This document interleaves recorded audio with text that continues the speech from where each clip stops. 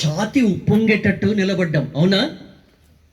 కారణం ఒక్కటే, అమ్మా నాన్న మనకు జన్మనిచ్చిన వాళ్ళైతే జన్మభూమి ఈ భారతదేశం, జన్మభూమి ఈ భారతదేశం. ఈ భారతదేశం యొక్క జెండా మనని కాపాడుతుంది. అమ్మా నాన్నలు కొంతవరకే కాపాడేది. మనకు భోజనం పెడుతున్నట్టుగా కనపడతారు,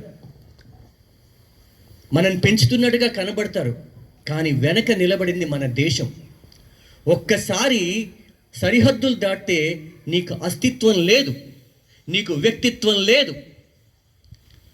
నిన్ను తీసుకువెళ్ళి ఒక కారాగారంలో పడేసే పరిస్థితి వస్తుంది.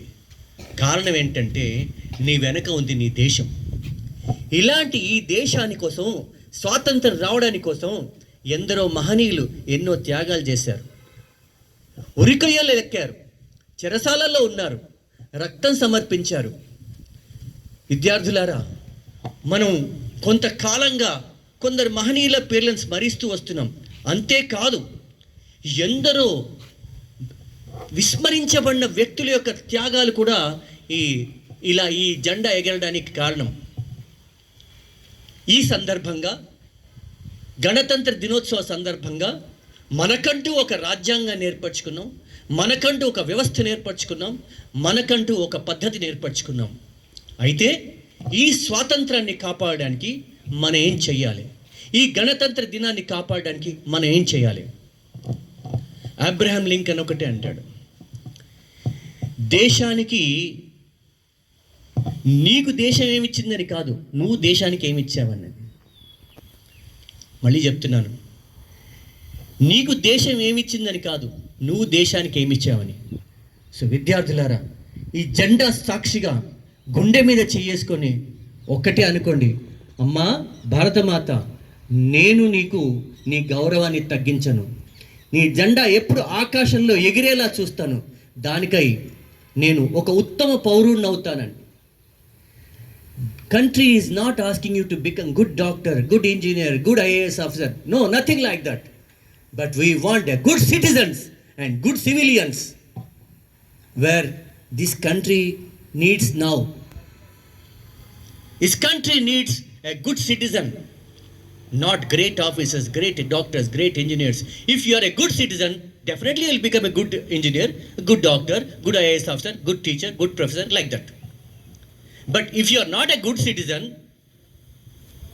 మన పౌరుడిగా మన బాధ్యత మనం నెరవేర్చకపోతే మన భారత జాతి స్వాతంత్ర ఆకాంక్షలు నెరవేర్చుకోలేము. మన తెలుగులో ఒక మంచి సామెత ఉంది, మా ఇంటికి వస్తే ఏం తెస్తారు, మీ ఇంటికి వస్తే ఏమి ఇస్తారు. ఇలాంటి ఈ స్వభావం వల్లనే, అంటే ఈ స్వార్థపూరితమైన స్వభావం వల్లనే దేశం అణగారిపోతుంది. అవినీతి, బంధుప్రీతి, చీకటి బజారు అలముకున్న ఈ దేశం ఎటు దిగజారు అంటాడు ఓ కవి. మన తల్లి అన్నపూర్ణ, మన అన్న దానకర్ణ, మన కీర్తి మంచుకొండ, అంటే కీర్తి అంతా కరిగిపోతుంది. ఈ దేశం భగవద్గీత, అగ్ని పునీత సీత. ఇది నా జాతి, ఇది నా దేశం, ఇది నా సంస్కృతి. ఎందుకురా విదేశీ సంస్కృతి పట్ల మనకు వ్యామోహం?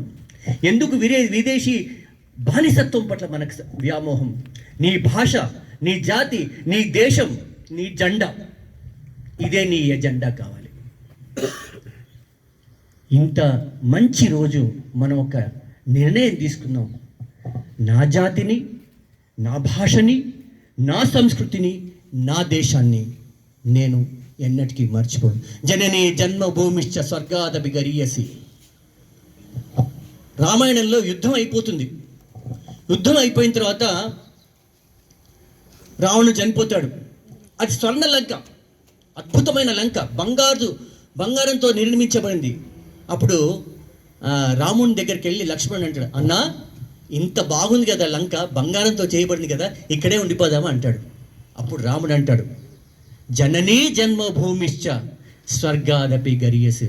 అంటే అమ్మను మించింది, అమ్మ లాంటి దేశాన్ని మించింది అంత గొప్ప స్వర్గం ఇంకోటి ఉండదు.